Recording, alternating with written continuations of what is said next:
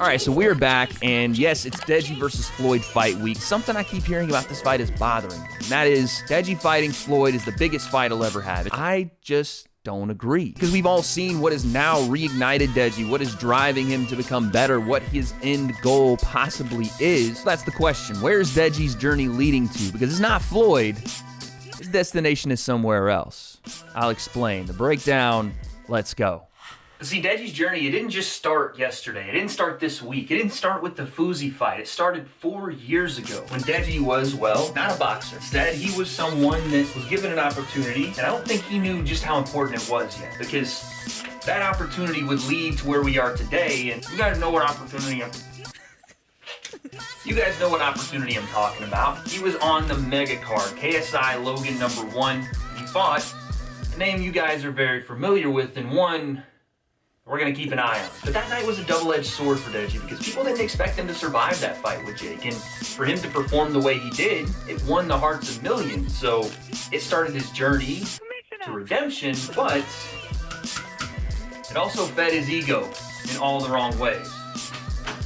And listen, I know that sounds harsh, but it's true. Deji's ego was fed to a degree in that Jake fight that allowed him to become lazy and lax in his boxing technique and his training. And leading into the Vinny Hacker fight, he looked like he had a cakewalk. It was going to be an easy win for Deji and to again start his journey to get him back on top. And quite frankly, Deji came in just riding the coattails of that Jake fight, saying, you know what, I lasted with Jake.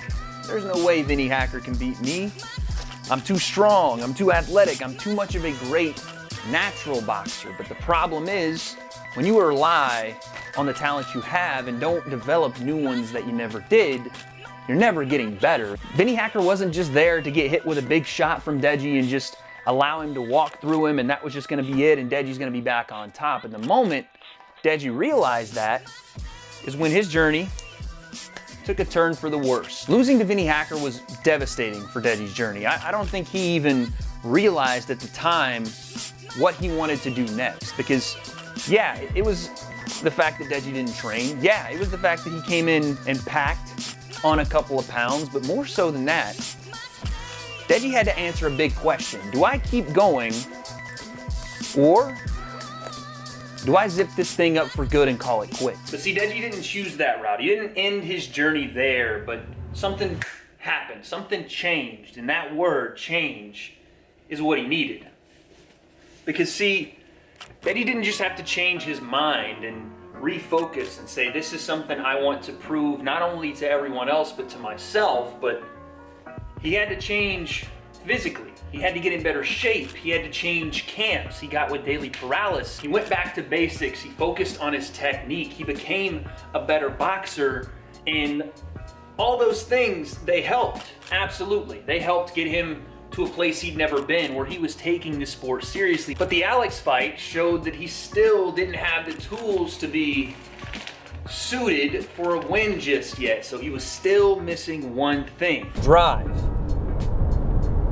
I got somebody to do that for me. But the idea is Deji's drive just wasn't where it needed to be just yet. This is why Alex had so much success, because Deji was learning how to compete. He was learning how to be confident in that ring again, and his drive was getting there, it just wasn't quite yet. After losing to Alex, he was gonna have to take the road less traveled. He was gonna have to put 4 tires on the ground and tread his own path. And even though he wasn't there yet, there was still one opportunity for Deji, one single thing to take him over the edge, take him off the ground.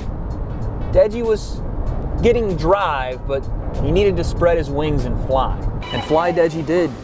In that Pkwy fight, he conquered all his demons. He was on time with his shots. There was no hesitancy. He was landing shots, being aggressive. He had finally become competitive. He was finally having fun. And that's the biggest win he could take.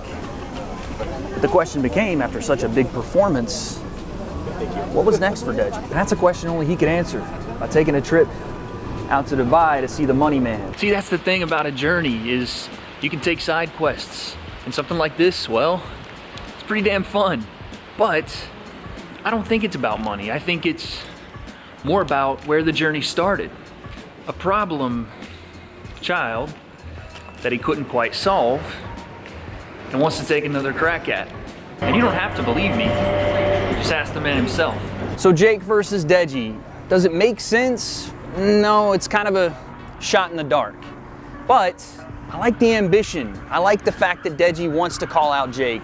That's the end of the journey. That's the goal at hand. And it never was Floyd. It never was the money. It was trying to make that full circle. Get back to the problem child that gave him problems to start his career. Make up for the lost opportunity in the lost fight and get his redemption. And just like really any journey that we all take, at some point, you got to get to the top of the mountain. At some point, you got to reach new heights.